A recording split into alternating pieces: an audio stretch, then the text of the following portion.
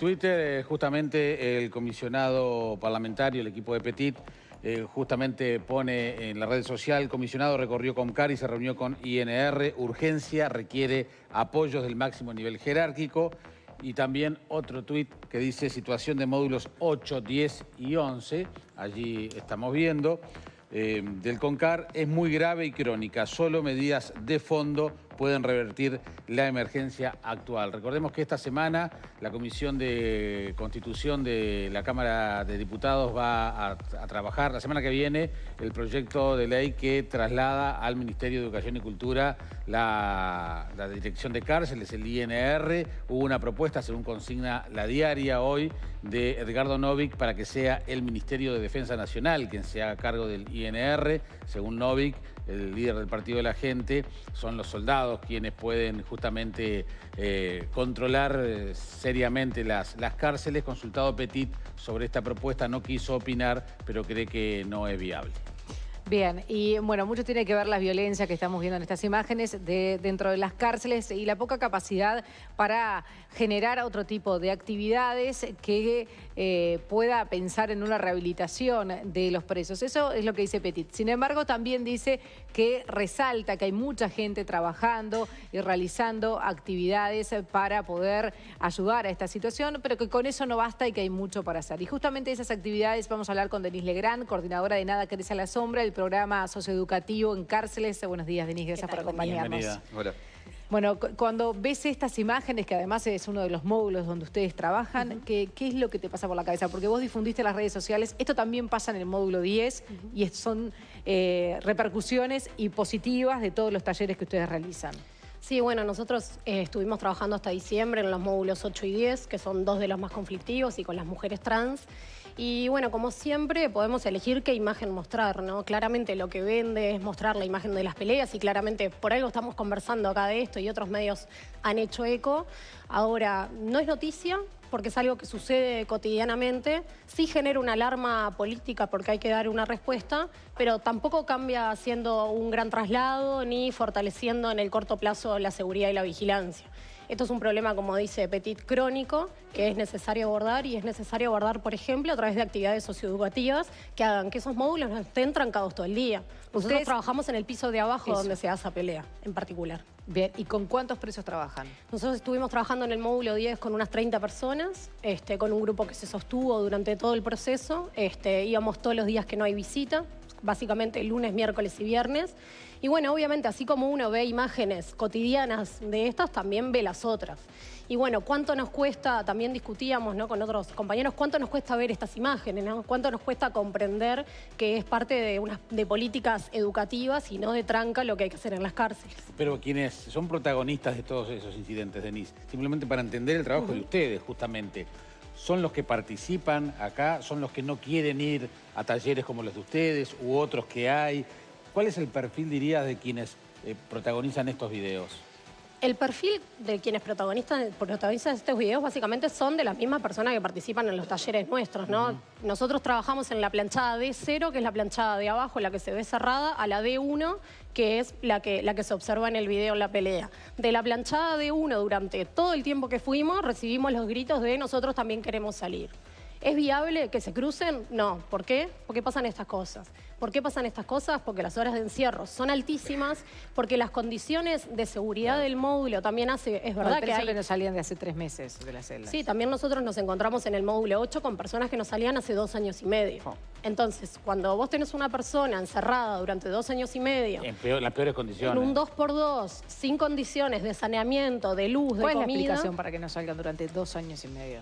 Hay algunos módulos que están olvidados en el Comcar, ¿no? O más que olvidados, son módulos que se recurren en casos de seguridad, como es el módulo 8, y que es muy difícil luego revertir esa situación. ¿Por el tipo de delincuente o de delito que cometieron? No sé, pregunto. La peligrosidad, o sea, el nivel de conflicto dentro de la cárcel no tiene nada que ver con la peligrosidad de los delitos que cometen. En general, incluso las personas que cometen homicidios, femicidios o delitos sexuales, por ejemplo, son de las personas que son menos conflictivas dentro de los centros de privación de libertad. Ajá. ¿Por qué? Porque en realidad en los centros de privación de libertad uno establece un orden jerárquico. Uno entra a competir con otros varones, con otras masculinidades y se posiciona en un determinado lugar. ¿Cómo te posicionás? A través de la violencia. Entonces, por ahí hay personas que ingresan por delitos menores, como el caso de la receptación o delitos de narcomenudeo o hurtos, y dentro de la cárcel generan altísimos niveles de conflictividad y también lo que sucede son los crímenes intracarcelarios, personas que ingresan por pequeña cantidad de tiempo y se van quedando porque el propio sistema de privación de libertad genera la violencia como para que se vaya quedando. Los delitos intracarcelarios existen y son parte también de la cotidianidad. Y después ese que fue detenido por receptación y que generó ese círculo o ingresó a ese círculo de violencia dentro de la cárcel, ¿cuándo sale? Obviamente rehabilitado no sale, sale con mayor peligrosidad que con la que entró. Es que uno tiene que comprender que cuando una persona es privada de libertad tiene que aprender a vivir presa. Ninguna de nosotros nace con las adaptaciones para vivir preso. Vivir preso es vivir a través de la violencia y establecerte en un determinado rol. Esas personas cuando así pasen un día o 10 años, tienen que desaprender todo lo que aprendieron en ese tiempo y volver a vivir en sociedad. Claro. En una sociedad que probablemente los rechace y lo margine, porque la cárcel es un paréntesis enorme que marca para siempre el antes y un después, y marca el después también desde una cuestión estética, desde una cuestión de cultura y desde un montón de cosas que, bueno, obviamente cuando esas personas vuelven a lo que sería la integración social, claro que hay severas dificultades de adaptación. Claro, ahora una persona que está en un contexto de repente difícil y que no conoce otras realidades y, bueno, comete un delito y va a la cárcel. Uno pretendería ser, ¿no?, el ideal y pensar, bueno, quizás ahí aprenda determinadas rutinas, pautas culturales, pueda estudiar, pueda generar un oficio. Lo que no tuvo fuera quizás lo pueda tener adentro, cumpla su pena además por este delito y cuando sale otra persona, mucho más preparada quizás para enfrentarse a un ambiente laboral y a vivir en sociedad que lo que era antes. Y eso no pasa, pasa todo lo contrario. Y pasa la situación inversa, ¿no? De nuevo, uno se prepara para vivir a través de la violencia, uno pasa altísimas horas encerrado con personas que no eligió y que son personas que en realidad lo único que las une es el delito. Y en general que son jóvenes varones pobres, ¿no? El 95% de nuestro sistema son varones y el 80% son menores de 25 años. Entonces son jóvenes varones pobres. No tienen ninguna cuestión en común más allá del delito que cometieron. Esa misma marginalidad que los llevó a la privación de libertad es la que de alguna manera la cárcel intenta moldear y que intenta moldear a través de la violencia. Y sí, la cárcel eventualmente podría llegar a ser una oportunidad si se propone de otra manera. Claro, que está muy lejos de pasar porque lo que dice Nole... hoy por hoy puede sonar para muchos hasta obvio que debería ser así. Y sin embargo estamos lejísimos. Muy lejos. Petit lo explica muy bien cuando habla del poco tiempo en la historia en el que el ser humano ha tratado con las cárceles, que surgió como una pena cuando ya no se pudo echar más a la gente exiliada, que era la pena natural que se ponía en los pueblos, y cómo después se fue transformando en un lugar de rehabilitación además. Pero en el discurso dominante creo que por un lado están los que no quieren saber de nada con la cárcel porque creen que el que cometió el delito en realidad tiene una responsabilidad compartida y por eso nunca le dio importancia a la cárcel. Del otro lado, el que dice que se pudran adentro de la cárcel y pena de muerte. Y entonces en el medio lo que puede parecer mucho, nunca tuvo voluntad política para que pase. ¿Te parece que eso puede cambiar? ¿Ves que eso pueda cambiar para este año en las elecciones? ¿Que haya una generación que piense este tema con otra cabeza o no? Creo que en la medida que las discusiones sean un poco abstractas, ¿no? O que se las saque del estadio, por ejemplo, diciendo que hay que meter a los militares adentro de la cárcel, y creo que deberíamos prender una alerta de cuánto en los últimos tiempos está sonando la palabra militares como solución a todo. Son cosas que nos tenemos que cuestionar. Claramente, como siempre que se dan estas discusiones, y más en épocas electorales, en que la seguridad claramente es un caballo de batalla y es una debilidad fuerte, hay que ver qué discusiones se dan. Las discusiones no son tan a largo plazo, las discusiones son en la actualidad y son discusiones que implican, por ejemplo, dar un debate que es difícil a nivel de opinión pública, que es reconocer que las personas privadas de libertad son sujetos de derechos y que merecen una atención digna, una vida digna. Decir que esas personas merecen una vida digna en el marco de que cometieron un delito y que hay mucha gente que dice que hay que matarlos a todos es bien difícil y políticamente es poco redituable. Y además hay gente que es víctima, ¿no? Que sufre la delincuencia, que no dice que hay que matarlos a todos, pero que está o asustada o preocupada y muchas veces con razón. No, y que dice, ¿por qué respetar el derecho de ellos cuando ellos no respetaron el mío? cuando me mataron un familiar, cuando me robaron, ¿no? Ese tipo de cosas. Sí, y esa lógica es... El delito claramente genera daños e impacta desde distintos lugares. Exacto. Creo que como respuesta a eso lo tiene mucho más claro Graciela Barrera, que es la presidenta de la Asociación de Familiares de Víctimas del Delito. Ha estado acá con nosotros. Es una persona maravillosa que forma parte del sistema carcelario porque va a dar charlas, genera talleres, y que ayer justamente después de todo esto que pasó mandaba una foto que era de los deliveries del Concar. Los deliveries es un sistema de distribución del supermercado, no porque estén cómodos y no quieran ir al supermercado, sino que no pueden llegar al supermercado. Y decía, esta foto de estos varones trabajando, 25 varones de uniforme, no es la que acostumbramos a ver. Y ella decía, yo quiero que no haya más familias que les duela lo que me dolió a mí. Ella perdió un hijo hace 10 años. En noviembre se hicieron 10 años del asesinato de Alejandro, su hijo. Entonces también es necesario que conozcamos mucho más a las víctimas de delito y que conozcamos mucho más qué mecanismos de reparación esperan del sistema penitenciario y del sistema político, porque también lo fácil es muchas veces caer en estas situaciones de, bueno, ¿y qué le dirías si fuera tu hijo que fuera lastimado? Y bueno, yo si fuera mi hijo no quiero pensar en política, porque yo voy a querer dañar a la persona que me hizo daño. Entonces también muchas veces tenemos que dar esta discusión desde el punto de vista político. Lo que pasa es que si yo soy víctima porque alguien atentó contra alguien de mi familia, pretendo también que el sistema haga algo y dé señales de investigación, de querer solucionar mi problema como ciudadano. Sí, y también muchas veces esas señales no se dan. Tengo un caso personal sobre eso y puedo dar testimonio de eso. Cuando te das cuenta que desde el Estado, desde el Ministerio del Interior, no hay señales para solucionar el tema cuando hay una muerte de un familiar directo. Entonces, ante ahí te rebelás. Claro. Claro, es que pero por también está el supuesto tema del lado de la delincuencia, hablando de víctimas y vulnerabilidades y inseguridad o discriminación, y decir, bueno, yo también sufrí violencia y el Estado tampoco se hizo cargo de la violencia que yo sufrí, y esto es lo que generé con los años. Creo que todo está relacionado con lo mismo, ¿no? Por un lado, el trabajar la responsabilidad del delito. El estado actual de las cárceles genera, por ejemplo, que hayan más familias que atraviesan situaciones asociadas al delito, como víctimas, también como victimarios.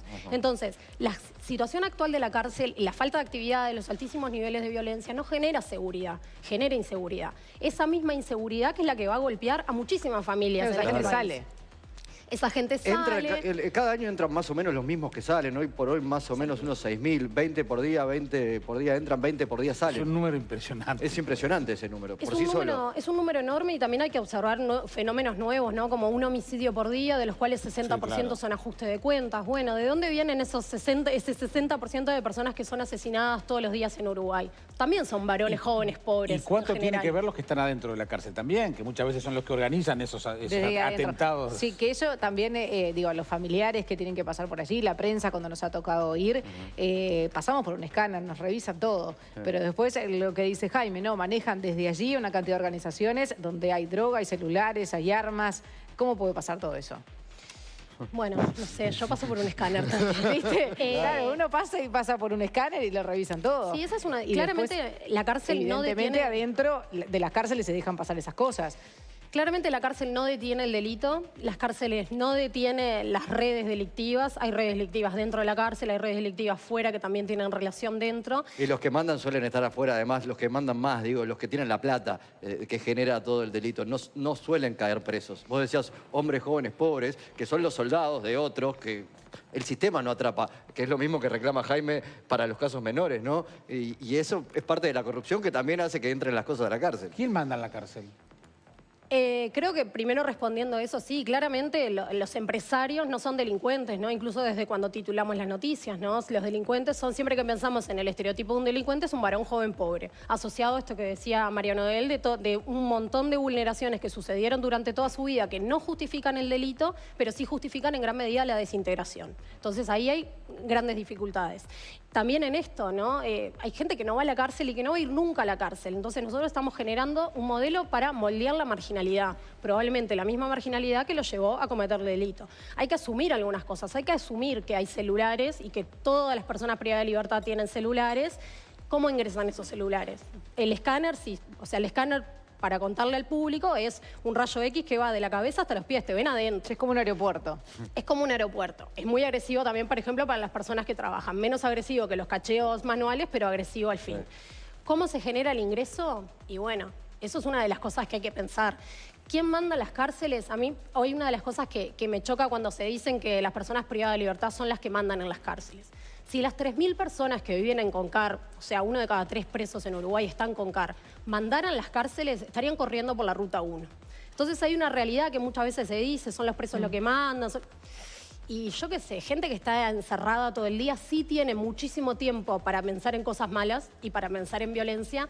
Que eso sea lo que manda en la cárcel genera un montón de... A mí me genera un montón de dudas, porque, por ejemplo, elegirían no orinar y defecar adelante de sus compañeros, no comer la comida que comen, que es una comida de bajísima calidad, y también no tener que rebelarse con la violencia porque no tienen otro espacio. Por ejemplo, antes, recuperar los valores de antes es algo que también, que no deberíamos hacer los jóvenes, pero se hablaba de esto, de la visita sagrada, ¿no? La visita no se toca, la visita no se mira, y un montón de reglas que existen para la visita, que es el momento en que van las familias. Ahora hay peleas durante las visitas, hay personas lastimadas durante las visitas. ¿Por qué? Porque no tienen otro lugar para cruzarse. Y lo que genera el encierro es también eso, ¿no? Que terminás siendo como un animal deshumanizado que lo único que quiere es cruzarse con su enemigo y lastimarse. Lo mismo que generás en un animal si lo encerrás. Lo mismo, es bastante básico, ¿no? ¿Por qué tenemos las cárceles? Y como decía Petit, sí, las cárceles no tienen más de 200 años, ¿no? Y en su momento se generaron como espacios de altísima tortura que las personas se deslomaban trabajando. ¿Es lo que queremos recuperar cuando se dice queremos a los militares, queremos que trabajen de sol a sol? ¿O lo que deberíamos intentar es imitar una cotidianidad que se parezca lo más posible a la afuera, con los derechos laborales de la afuera, con las oportunidades socioeducativas de la afuera, no de las que tuvieron ellos, porque seguramente tuvieron muy distintas, pero el Estado se tiene que relacionar de otra forma con esas personas, porque falla la escuela, fallan las políticas sociales y lo logra la policía. Entonces, al lograrlo la policía, el Estado tiene una oportunidad de vinculación que necesariamente debe ser alternativa a la violencia, porque si no, estamos siendo un sistema reproductor de violencia y miseria impresionante, y eso es lo que tenemos hoy. 6.000 personas que salen, de las cuales 4.000 vuelven. Entonces, es todo parte del mismo problema y es una discusión que hay que dar a fondo y que hay que dar basado en qué queremos para mañana, qué seguridad queremos para mañana, y eso se traduce en inversión, en recursos y en dejar de querer ver la cárcel como un lugar de merecido castigo, porque hoy no genera más que eso, castigo. Y ya sabemos, y está demostrado históricamente, que la cárcel no es la solución. Entonces, necesariamente a la hora de discutir de seguridad tenemos que discutir del sistema penitenciario. Denis Legrand, muchísimas gracias por acompañarnos. Gracias por venir. Y tenemos que hablar ahora de turismo porque cierra enero.